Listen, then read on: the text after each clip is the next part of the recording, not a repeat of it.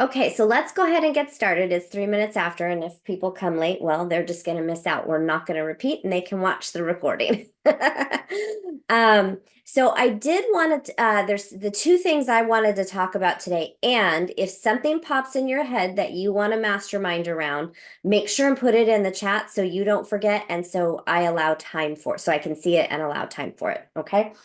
Um, with the BRBC, one of the things when I was watching our vision speech at family reunion, Gary Keller made a really important point, and really, it's in our industry, it should be the standard. It should be the standard of practice that we use the BRBC, the Buyer's Representation and Brokers Agreement, formerly known as the Buyer's Representation Agreement.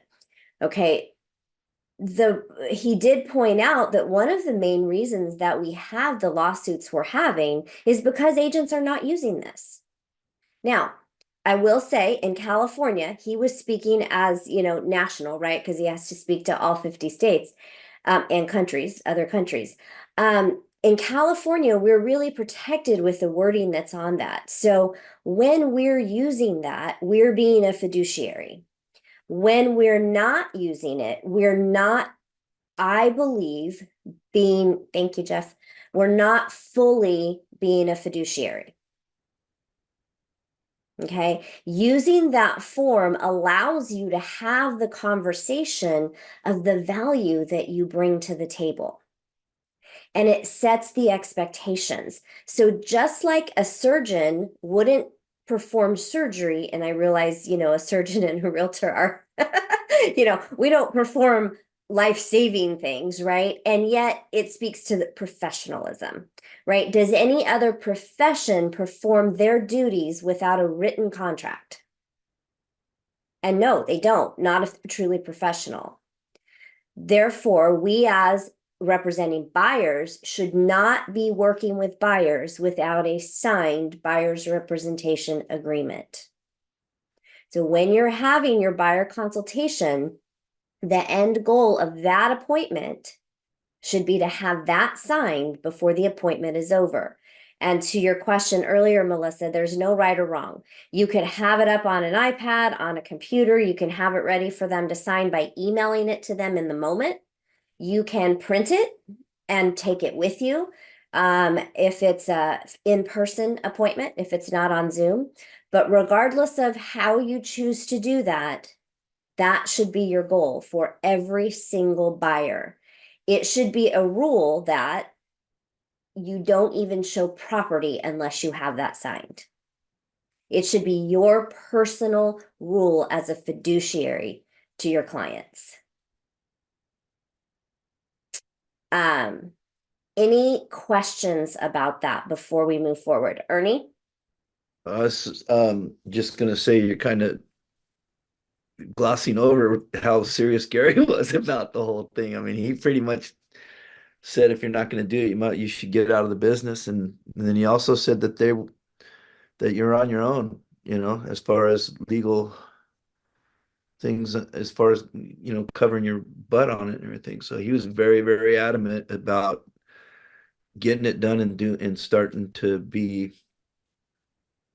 professional. It's basically professionalism. Yeah. So yeah. He was very matter of fact about that. He had on stage, and you'll be able to actually watch this because what they will do sometime in the next couple of weeks on KW Connect, they'll post the vision speech. So you will be able to go back and watch that. And I highly recommend if you weren't able to live stream it or attend in person that you do that because it's also going to give you a really good market update. In a future mastermind, we'll go over that.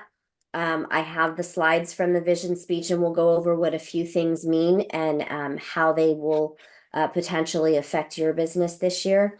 But it is super important, and every market center honestly should make it required as part of the transaction to have a BRBC. Some of them do, but here's what agents do, and here's what you don't do. Agents get it signed when they have the offer signed. but yet they've been working with the buyer for sometimes days, weeks, or months before they ever get to the offer stage, right? That, in my opinion, has always been, and even more so now after hearing Gary's speech, is malpractice. And it's definitely not being a fiduciary. It's part of our jobs. And so if we're not willing to get the BRBC signed before working with a buyer, you shouldn't be working with buyers. And there's just no other way to say it. Now, we're not going to go into the how-tos and all that about the BRBC. We have lots of other things for that. But I did want to talk about the importance of it. And if you have buyers that you're currently working with, and all those of you that are listening to this recording, if you have buyers you are currently working with and you do not have a signed BRBC, get them signed now, today. Don't let more than 1 or 2 days go by without reaching out to those buyers and getting them signed. It's also, for those of you that haven't had that done, a good reason just to reach out and check in with them.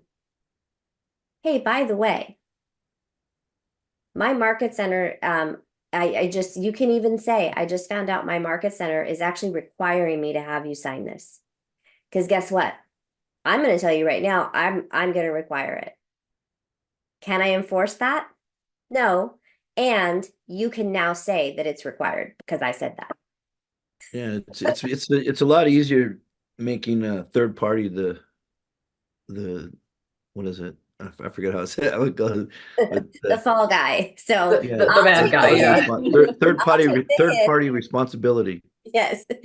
Just make sure that, tell them that your coach said you had to have this signed, or your market center said, I am representing market centers, right? So however you want to say it to get it done, but get it done. Melissa, did you have a question?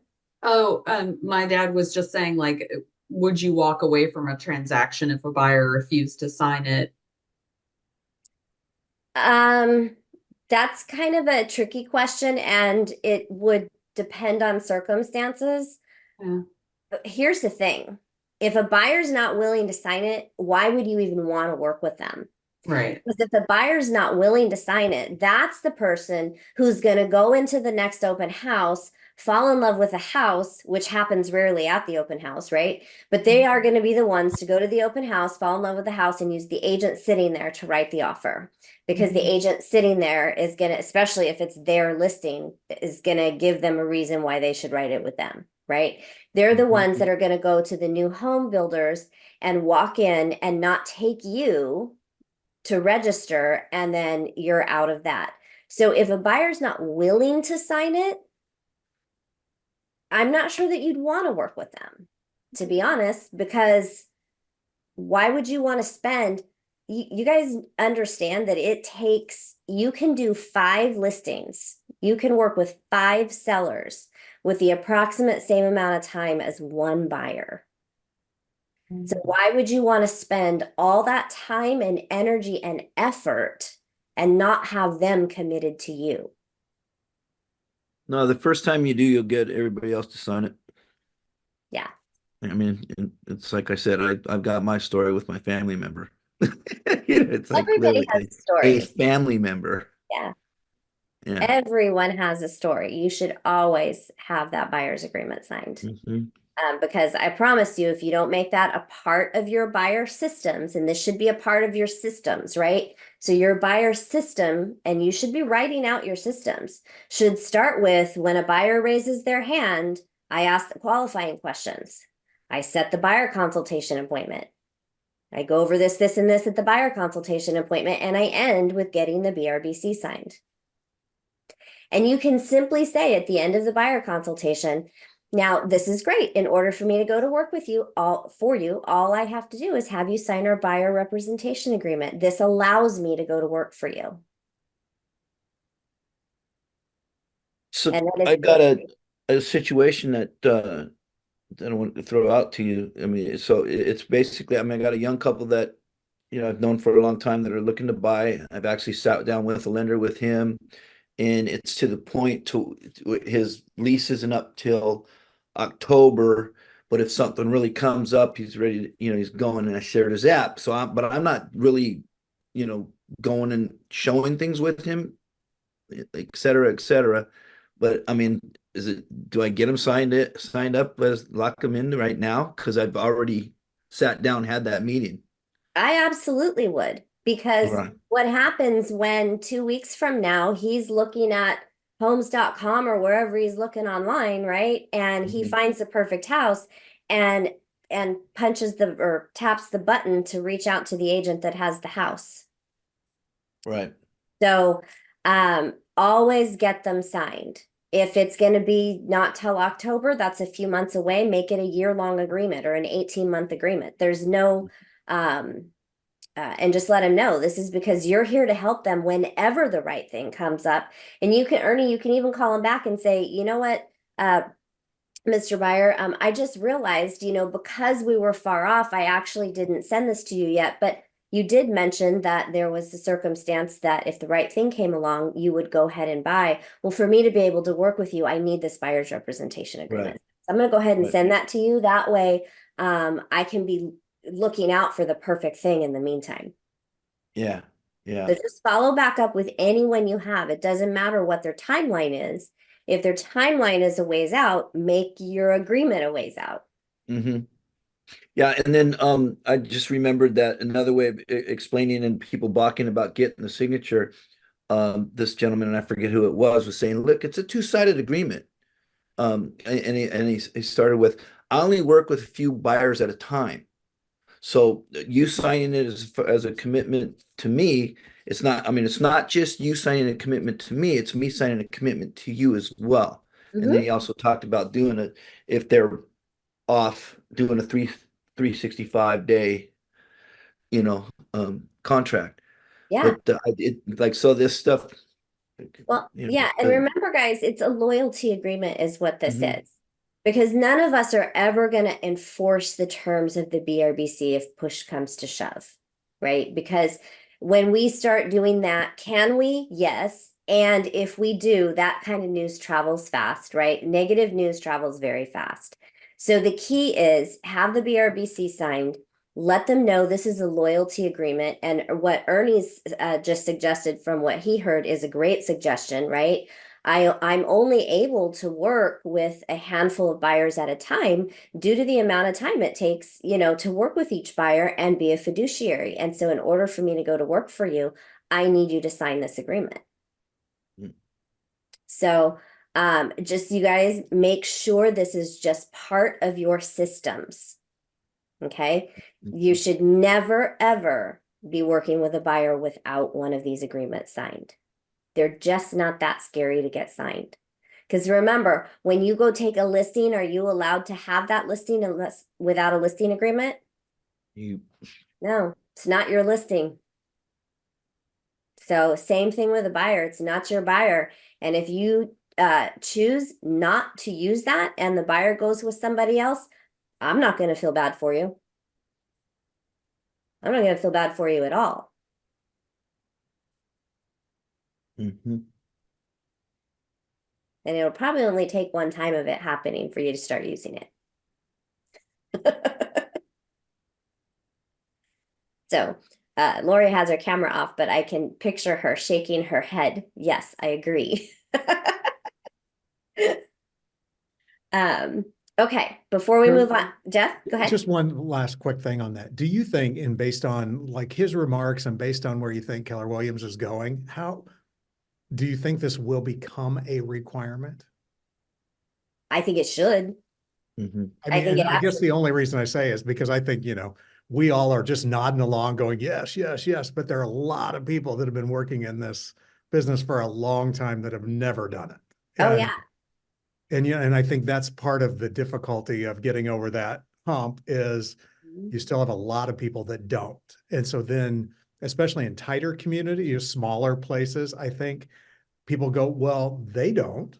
So what, all of a sudden there's a suspicion about why are we doing this? Right. Well, you can say too, I know I would say to somebody like that, you know, Jeff, I understand what you're saying. It's true. A lot of agents don't use this, and I, for the life of me, can't figure out why. Because if agents aren't using this, what that tells me is they're also not fully committed to be your fiduciary as an agent. Hmm. I'm fully committed to be your fiduciary, which is why I'm having you sign this, because it's a loyalty agreement between you and I, so that I can do my best for you, knowing that you're going to be loyal to me. Yeah, that's good. Well, they talked about, and then what they've been taught. I mean, the way things have changed now, you got to get paid. I mean, you need to get it signed to make sure that you do your work and get paid. If you don't get it signed at this point, you're gonna be, spinning your wheels, doing a lot of work and not getting paid. And it's just a way of doing business at this point because of the rulings and everything that's gone down. Because the was it last week? Somebody said they already saw 90 listings with zero buyer's commission this last month. So Wow. there's sellers that are saying, no, I'm not paying their commission. You Well, know, and unfortunately, that's going to start happening probably. Mhm. And so, and it has. It's thankfully still not the norm, and hopefully it'll stay that way. I don't think California will have as big a problem with it, and yet it can become a problem. And so that's why you really should at this point, even though in the past we've said not to, okay? So let me make that clear. We're not trying to contradict, we are changing with the times. Okay, so in the past, and some of our videos still say this, and we're in the process of updating some things. So I'm saying it here, going on record, that you really should be putting an amount for commission into your BRBCs now. But you also should have that conversation with the buyer that, listen, Mr. and Mrs. Buyer, this doesn't mean that you are going to be paying me this. More than likely, the home that you find, the seller will be offering a commission, and I will agree to accept what it is that they're offering, right? So if you put 3% and a seller's paying 2.5%, you're not going to go after 0.5% from the buyer, right? But if you ask for 3% and the seller's paying 0, well, now you have something written that they have to abide by Mhm. to protect you. Okay, so you really do need to start putting something in there and make sure that you're checking the exclusive portion of that agreement, because we used to have 3 different agreements and they combined them all into one, and now we check a box for which one we want. Make sure you're checking the exclusive box. Now Mhm. we can have a mastermind around best practice of the BRBC, the buyer consultation, and how that should go. Would that be a benefit to those of you that are here? Okay, I will plan that for next week. Okay, because I want to make sure that, and we'll tell all your friends, tell them to come, and we'll talk about the importance of the buyer consultation. And it's really for so many reasons that we need to have that. One of them is safety, right? Especially if you're door knocking and making calls and you're meeting people to show a house and you've never met them, you have no idea who they are, Mhm. right? So safety is a reason for them, among other things. So I will mark that in the calendar that we will go over buyer consultations and how to present the BRBC and overcome objections. Would that be helpful? Yes, yeah. Okay. So, I was reading through this thing that I sat through last week with but the NARA. It was talking about decoupling commissions, and that's I think that's part of the ruling. And it says instead of the seller paying the buyer's agent, buyer would negotiate and pay their agent's commission directly. This change aims to increase transparency and competition in the real estate market. Okay, so let's be clear here. Even though there's a lot of stuff out there, whether it's on NAR, CAR, whoever Mhm. you're hearing all of this from, let's not get wrapped up into um, all of the noise of that, because here's the thing. We still do our jobs as we always have, right? All this is the reason, was that on an NAR thing, Ernie?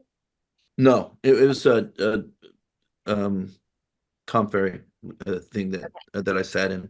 Here's the thing, because of that lawsuit, and then we're going to drop talk of this lawsuit, okay? Right. But because of that lawsuit, entities, whether they're real estate entities, coaches, NAR, CAR, whatever state they are, right? They are now changing their verbiage because we can no longer say things like standard commission or what's standard in my area or what's typical, right? You can say this is your fee, this is my fee, and this is why I charge it, right? We have to be careful what we say. So you're going to see a lot of that stuff, but don't let it scare you. Don't let it bother you. This is business as usual. And I really don't think that all of this is going to affect our business greatly, and it will to a degree. Okay. So that's why we need to be armed with the information on how to do a proper buyer consultation. And if we do a buyer consultation properly, this BRBC, who pays commission, how much it is, none of that's going to be an issue, right? We all know when we go to a listing appointment, we talk about the commission. The commission goes on the listing agreement. So, and here's another reason, guys, go get more listings. You don't have to worry about commissions if you got the listing, right? You're getting paid. So go get listings, and then, and we'll talk about this at another time too, but if you go get listings and you're having a conversation with your seller and giving them the reasons why it would benefit them to offer a buyer side commission, which most agents will do, right? But you do have your agents that panic or they don't know what they're doing or that aren't part of a company that trains them and keeps up with things, right? You're going to have a handful, but it's nothing we have to worry about. We just need to know how to handle it. Right. Yeah, Okay. that was the beginning explanation of everything, and they went actually the way it's been talking about is handling objections and explaining it, and that's just it. I mean, and then on the listing side, it's basically the conversation is going to come up because you're going to sit across the table and somebody's going to say, "Well, I've heard that I don't have to pay the buyer commission anymore." So you're going to have to go through that whole explanation of, well, you're right. So maybe we need to discount your house a little bit more so the buyer doesn't have to pay that or what have you. But, Well, there's conversations that you have to have on that end. yeah, and let's not, we'll get into that, but Yeah. because I want to make sure that we have a really good solid conversation around this. Let's not just throw out maybes or right whatnot, right? Because if somebody says, I heard I don't have to pay a commission, you can say, well, I understand that you may have heard that. And actually, the truth is, no seller ever had to, Correct. right? However, this is why sellers choose to. So, and then you can go into why, right? So don't get wrapped up around in, yeah, that's right, or yeah, this happened, or yeah, because of that lawsuit. Because really, the truth is, they never had to. Yeah. And so, this is another reason, guys, why you have to read your documents. So, I'm not going to ask for a show of hands. However, if you have not read the BRBC, make sure you read it before next Thursday. Okay, because again, also, you shouldn't be having anyone sign a document you haven't read. They're legal documents. And just because they have standardized legalese in them doesn't mean we don't need to know what they say. Okay, so make sure that you've read the document. And we'll go over next week in more detail and we'll have a good conversation. So be thinking about it this week. If you guys have really good questions around that, bring them next week and we'll spend the entire hour talking about the buyer consultation, do's, don'ts, best practices, and then around getting the BRBC signed and objections and how to handle them and overcome them. Okay. And then if you'd like to, the following week, would it be advantageous for you guys to, we do the same thing with a listing appointment? Getting the listing agreement signed and the do's, don'ts, best practices, and how to handle objections? Yes, we're definitely nodding yes, because I watched your videos and they're great, but they are like best case scenarios. So I would like to talk over some like difficulties that you might encounter. Well, and that's the intention, right? The video series is to give you guys the nuts and bolts, right? Kind of the bullet points of things. And then in coaching and in mastermind and different things, this is where we fill in the blanks. We don't want you guys to learn everything from a video, but we want you to know what you don't know so that you can ask the questions. Right. Thank you. Okay. Okay, so next week we'll do buyer consultations. The following week we'll do listing appointments. Tell all your friends, tell them to get here. Okay. The other thing that I wanted to bring up, because I've been seeing this question come up recently, and it comes up often, and so I wanted to touch on it.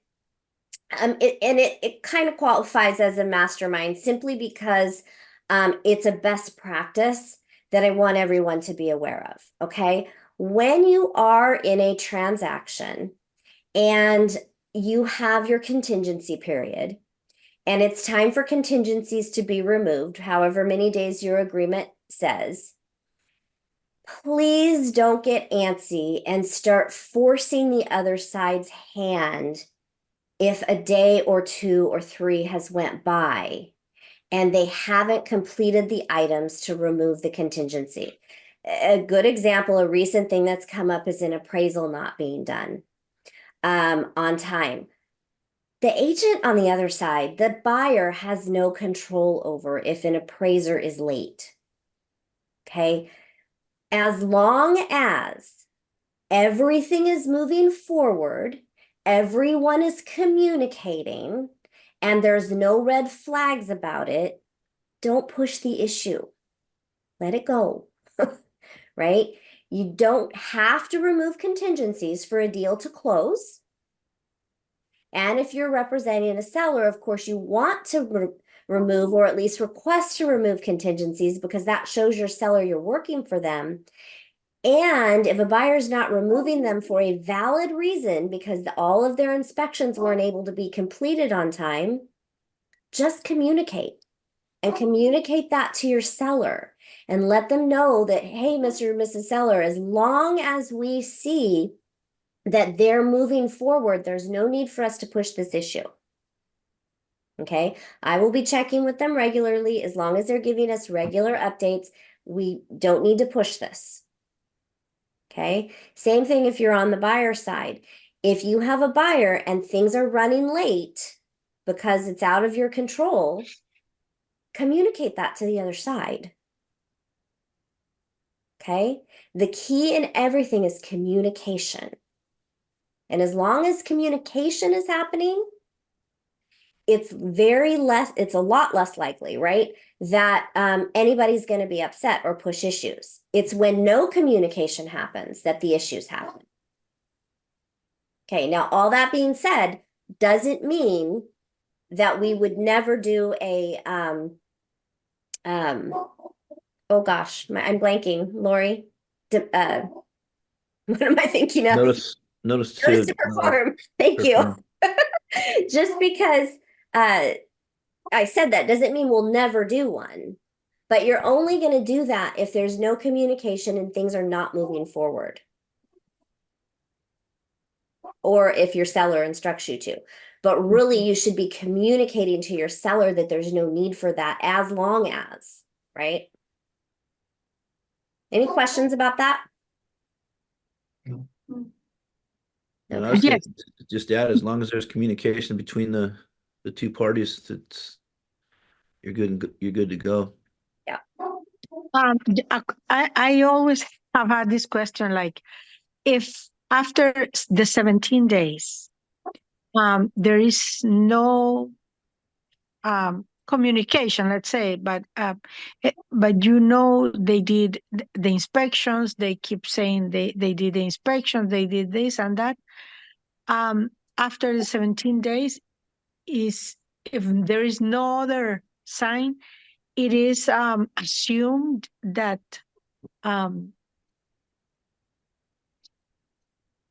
what we were saying? We were talking about The contingency removals. the contingencies. Which is the Okay. word? I think I know where you're going with this. So are you asking that is it assumed that the contingencies are removed or that there is no request for repairs coming? Are due. Are due is the word. The contingencies are due. The time period is due, and Okay. hasn't been any communication of anything rare moving forward. I mean, so that time period says this is due. This time has passed because you didn't say before. Okay, so here's the thing, guys. This goes back to communication, right? If you're representing the seller and your 17 days or whatever's written in the agreement is up, you as the listing agent need to check in with the buyer's agent. Hey, tomorrow our inspection period is up. Do you have all of your inspections done? Are you anticipating sending us a request for repairs? You need to communicate. If they're not communicating with you, you need to ask them, right? If there's no communication from the other side, then you can send them a contingency removal request. Remember, contingencies do not automatically get removed. It must be in writing that they are removed. Doesn't matter how many days is on the RPA. They don't just go away. You have to remove them in writing. If you know a request for repairs is coming, hold off, get the request for repairs, because then in your response, you can request the contingencies to be removed. Okay. If it's crickets and you hear nothing, then send the contingency removal request. If it's crickets after that and you hear nothing and there's no signs of life, then send a notice to perform. But again, it's about communication, and it is not the entire responsibility of the buyer side to communicate. It is the responsibility of the buyer side to communicate with you, but not their entire responsibility. You have the responsibility to communicate as well and check in with them. We don't Thank assume you. anything ever. Yeah. Thank you so much. You're That was my question, really. That is the answer. Thank you. Okay. Any other questions, thoughts, or comments on that? Awesome. Okay. So, we were going to go back into atomic habits today, but before I do that, is there anything else that you thought of that you wanted to mastermind around?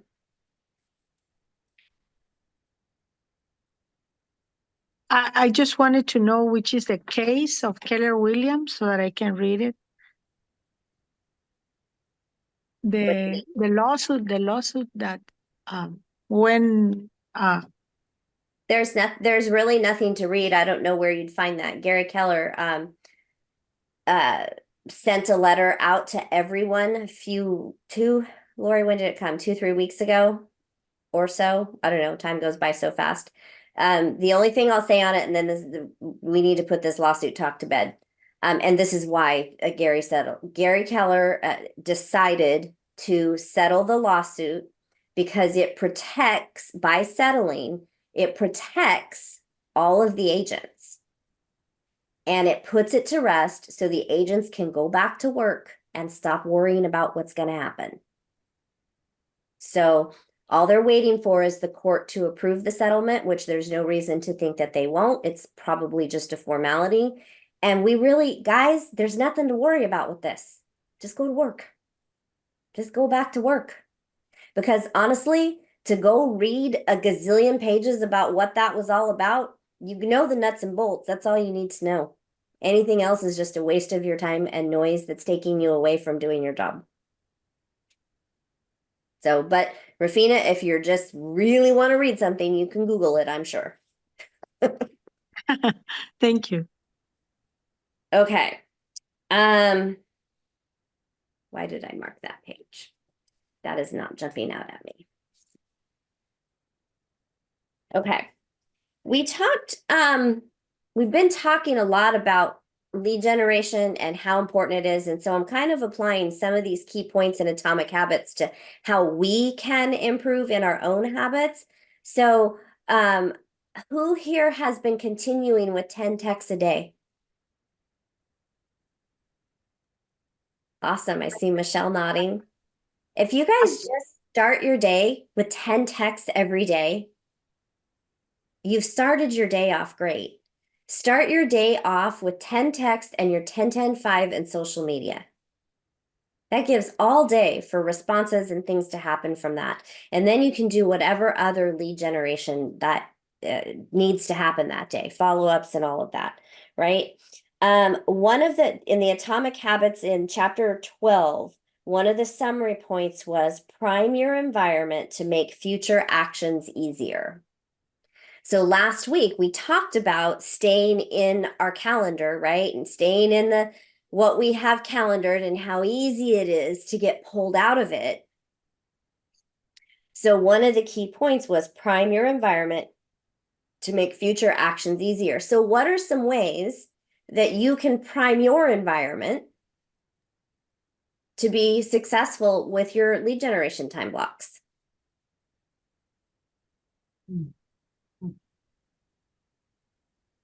I'll share. Okay.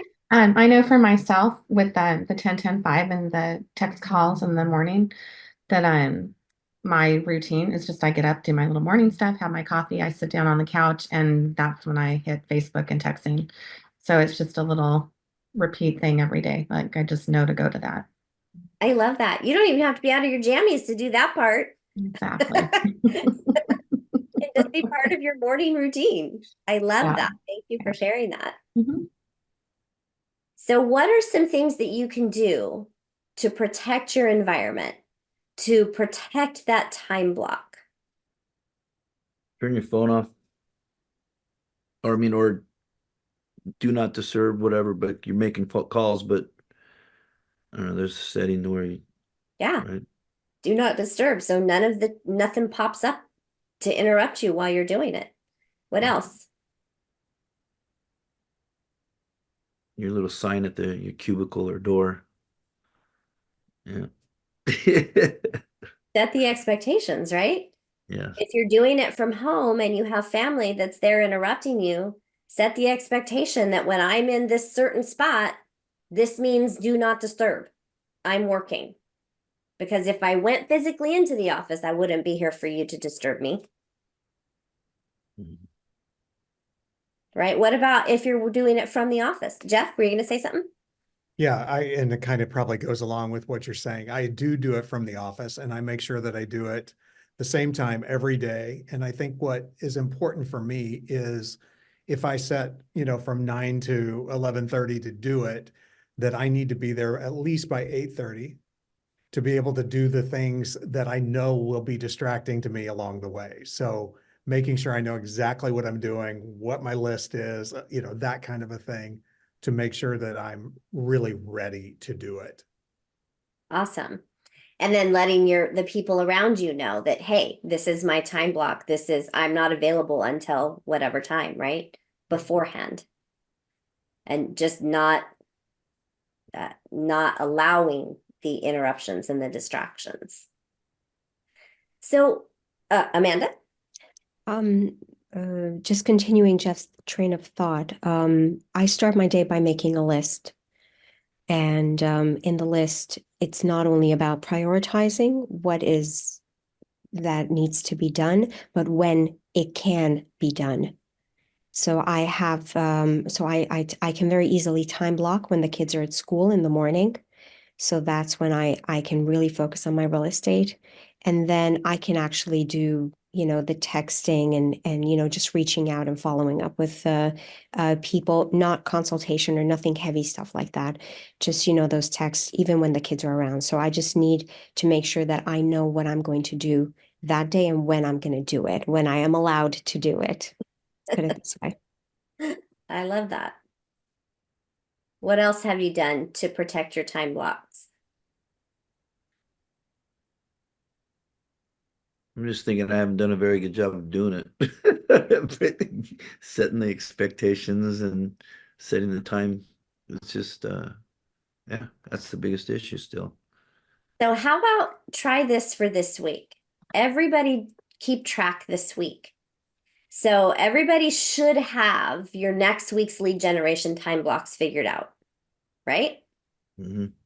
Okay. So if not, that's the first thing you do for this next week between now and next Thursday. Every single time you're in that time block, start it with a pad and paper next to you. Every single time you get or allow an interruption, you get up to go to the bathroom, you get up to get a drink of water, you get up to get coffee, you get up to get a snack, whatever it is. Somebody says, hey, got a minute? You switched gears and answered email. You went down the cat video rabbit hole. You started letting your text pop up and distract you. I don't care what the distraction is. I want you to document it. Document it for 1 week. Okay. Now, this is not to say, hey, you guys let too many distractions happen. That's not the point of this. The point is to make you aware of things you're likely not even aware of, right? Because, if you have, say, a 2-hour time block, at the hour mark, get up for 10 minutes. Walk around, get coffee, say hi to somebody, let them know you're going back into your time block, right? Get up for 5 minutes, 10 minutes. Just don't go down a rabbit hole. We shouldn't sit that long anyway, right? We should be getting up and moving. Keep track, because here's what happens. A lot of times we get up to go to the bathroom. Okay, well, we had to. That's legitimate, right? But do we go straight back and get started? Or how many people in the office do we stop and talk to for just a minute or two along the way? And before you know it, a half hour went by. Same thing if you get up and get a cup of coffee. If you're doing this from home and you think, oh, I'm going to go warm up my coffee, and then you walked by and you saw the pile of laundry that you sorted, so you put that in the washing machine, and then, oh, I forgot to empty the dishwasher, so I better empty that. And then, oh, the trash needs to go out. Oh, wait a minute, I was supposed to be lead genning and I better get back to it. Hmm. I'm seeing a lot. I think some people are identifying with this, right? Okay. It's okay. Here's the thing, guys. It's not about, it is about learning to not let them distract you, but I don't care what it is. For 1 week, I want you to track it. And we're going to spend the first 10 minutes of next week diving into that a little bit, and then we'll get into our buyer consultation. Jeff? Jodi, just, one thing that you mentioned made me think, I do stand when I prospect. And that has, that definitely is a different, you're not as comfortable. It's just not as easy to be distracted, when I'm standing. And it's more like I'm focused on what I'm doing. And that's been a big help to me. I love that. A lot of people stand to prospect. And it's good for your health. It's good for, I keep saying I'm going to get one of those things where I can make my computer go up so I can stand during this stuff. My office isn't set up conducive to that though, unfortunately. Standing is good for us and it's good for prospecting. You know what also you can do, and this may sound silly, put a mirror in front of you. And when you're talking to people, talk into the mirror, because just you seeing you, it's not a vanity thing. Just you seeing you will help you interact with the person on the other end better. And you'll pay attention to how you're coming across. Hmm.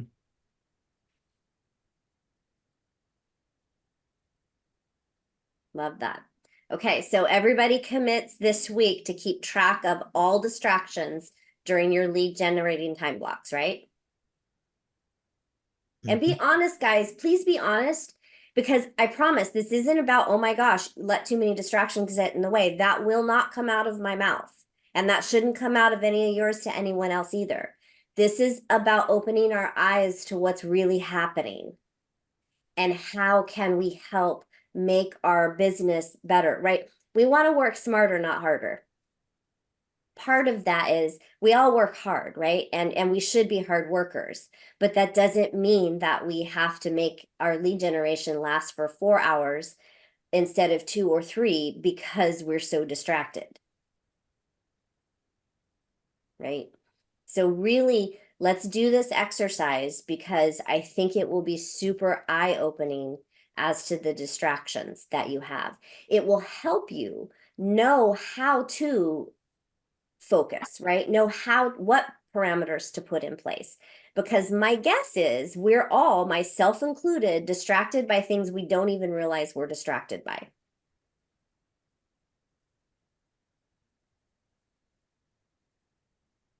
Okay, so I look forward to that discussion. And I'm going to write that down. Make sure we do that. Okay. Distraction list. Okay. Do that for every day for the till next Thursday. Okay. All right. Let's see what the next thing that I had in here marked. Okay. From chapter, I don't know what chapter this is. Chapter 13. One of the summaries is the 2-minute rule states when you start a new habit, it should take less than 2 minutes to do. So when, and you know, take that with a grain of salt, right? Like starting with your 10 texts in the morning, that might take more than 2 minutes, but it's simple. You don't have to talk to anybody, right? You don't have to think too hard. You do one text and then you copy and paste it to 9 more people and change the name, right? Don't accidentally copy the name. So when we start small with something that we know we can accomplish, then we can add on. And then before you know it, our habits are really growing, right? Standardize before you optimize. You can't improve a habit that doesn't exist. So just start the habit. And over time, you can add to it. Oops. I chose this next one because this fits into a lot of what we've been talking about. The ultimate way to lock in future behavior is to automate your habits. Using technology to automate your habits is the most reliable and effective way to guarantee the right behavior. How can you use technology to help you create the right behavior in your business?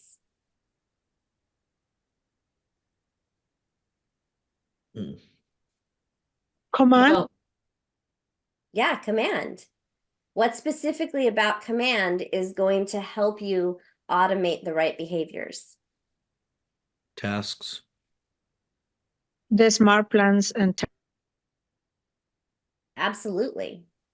So all the people that you talk to today, if you put a task, put your notes in command and put a task to reach out to them 90 days from today, again, and all the people you talk to tomorrow, now you're putting in a quarterly call and you're doing it in a way that isn't overtaxing you. So that's part of your morning routine before your lead gen is going through your tasks, or Should part be, of your yeah. lead gen, like the first portion of going through your tasks and getting those done. Then Absolutely. That's called doing it. That's like making it a no-brainer. If you get really good at using smart plan reminders, tasks in command, you will make your lead generation a no-brainer. You will not have to think about what you need to do that day. So if you make your habit 10 texts, 10, 10, 5 on social media, open your tasks on command, You'll never have to think what to do again. And that should be anytime you talk to somebody who now you set a buyer consultation, right? That person should be in command with an opportunity. That appointment should be in command when that buyer consultation is. And then whatever the outcome of that consultation, set a task for your next follow-up. If you get really good at that, you will never have to think again what you're going to do to lead generate.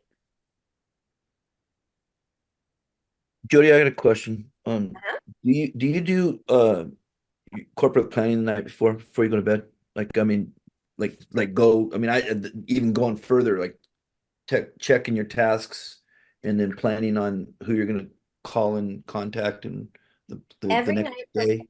every night before I go to sleep, one of the things that I do is I open my calendar and I look at my plan for tomorrow, because that allows me to sleep, believe it or not. I don't start going off thinking about, oh my gosh, oh my gosh. That lets me sleep, because then I don't have to wake up in the morning going, uh-oh, did I oversleep? What, I know exactly when I need to be up, what I need to be doing in the morning. I also look at it first thing in the morning, just to remind myself. Mhm. And then I go about my day. It is a really good idea, guys, that everything that you're going to do tomorrow, tonight, look at it. Whether it's the end of your workday, whether it's after dinner, it doesn't matter when. It's just sometime at the end of the day, you should look at tomorrow. Sometime at the end of the week, you should look at next week. So that was going to be my next question, because I do that and then I go, I'm not able to shut it off. I mean, specifically my head hits the pillow and a switch goes off and I'm laying there for an hour and a half, 2 hours planning and thinking, okay, how am I going to call this guy? What am I going to do? What am I going to say to him? Well, What do I need to do next? It's like, so I don't go so far as to go into tasks and all those details, right? But I right. look at my time blocks. What do I do, right? So if you're using your tasks properly and you're keeping notes for every conversation you have, so you say I'm going to call you, Ernie, you come up in my task to call. I should have a note of the last thing we talked about if that task pops up. So before I dial you, I'm going to pull you up and I'm going to look at the notes and remind myself of the conversation. And now I'm going to call you. So if you are using command to the highest level possible like that, you won't have to worry about what you're going to talk about. Right? And if something wakes you up in the middle of the night, oh my gosh, I can't forget to do this, keep a pad and pencil by your bed. Write it down, go back to sleep. Because a lot of times the reason we can't sleep is because we think we're going to forget it in the morning. So write it down or set a reminder in your phone or something and then put it back. But use command the way it's intended to be used. And you won't have to worry about all those things. And if something someday pops up, oh, I need to remember to say this to him when I call him, put it in your notes in command. And then forget about it. You guys know you all have command on here. So it's not like you have to go to the computer, pull up command, put the notes in here. You have this with you all the time. No, it's pretty cool if you're doing everything. Like, I mean, like first off, getting all the information on your contact, kids and all that stuff. It's in the notes column. It's in that whole thing. And then after every time you talk to them on a task, put it in the activity. And then you open it up that you see all the activities all the conversations that you've had with the guy, all the tasks that you finished, what smart plans he's received. It's amazing system. Yeah. You just open somebody's contacts and you've got their whole pipeline set up on them. Yeah. Yeah. Okay. There's a few more points that we'll go over in a future conversation. I have several marked, but those ones that we brought out actually pertain to the things that we've been talking about. So we have about 2.5 minutes left. Any last thoughts, questions, comments before we go?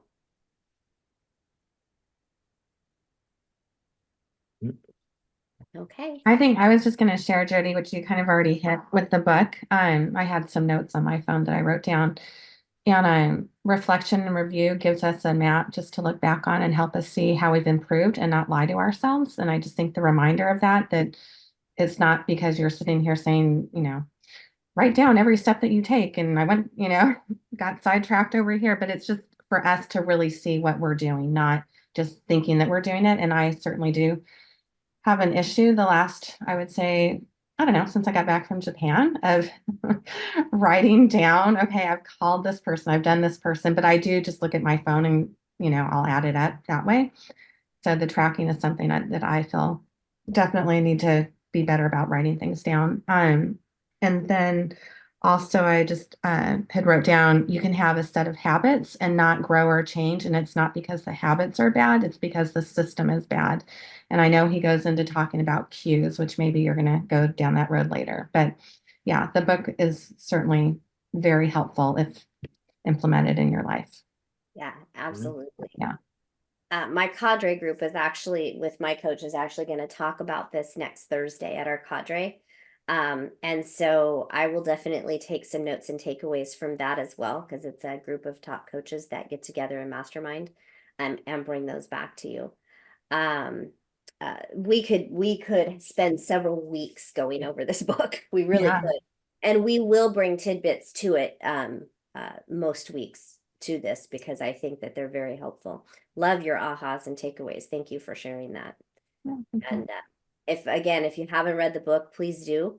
It will really, really help you in your business. And so let's start using command to a high level. And here's one tidbit. If you have a 2-hour time block, a 3-hour time block, whatever your lead generation time block is, and you have the limited thinking that, oh, I can't take time to write the notes because I need to keep calling people. First of all, that's limited thinking, because you're now losing traction, right? You're not making your lead generation for the future easy. But secondly, if that really is your thinking, add a half hour to your time block. And that half hour is specifically so that after each phone call, text, or whatever you're doing, you can document. Add a half hour to your time block and start documenting. Simple fix. All right, everybody. Have a great rest of your week, and we'll see you next week. Thank you, Jodi.